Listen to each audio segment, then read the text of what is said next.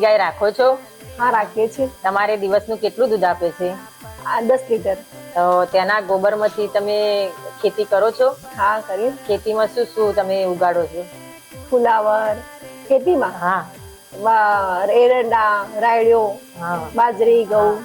તમે એમાંથી ઉત્પાદન કેટલું મેળવો છો વીઘે? વીઘે 40-50 40-50 મણ. હા. પછી તમે દેશી ગાયમાંથી દૂધમાંથી શું બનાવો છો? માખણ, છાશ, ઘી. બેન, તમે તમારા બાળકને દેશી દૂધ આપો છો? તો કેવી રીતે આપો છો? ગરમ કરી. હા, ગરમ કરી. તો તમે બેન ઘી બનાવો છો? તો ઘીમાંથી શું વસ્તુ બનાવો છો? તમે તમારા બાળકને ખવડાવો છો? હા. તો પછી બેન તમે જીવામૃત, ધનામૃત એ બધું પ્રાકૃતિક ખેતી કરીને ગોબરમાંથી છાણ બનાવો છો? હા. તો તે તમે કેવી રીતે ઉપયોગ કરો છો?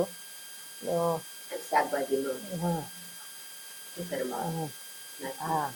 પછી તમે પ્રાકૃતિક ખેતી કરી અને તમે તમારા બાળકોને ખવડાવો છો? પછી તમે એરંડા, દિવેલાનું વાવેતર કરો છો? તો આ વખતે તમે આની અંદર છાણિયું ખાતર નાખ્યું હતું?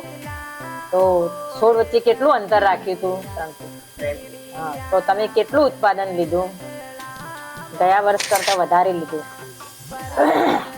તો અમોને પ્રાકૃતિક ખેતી અને દેશી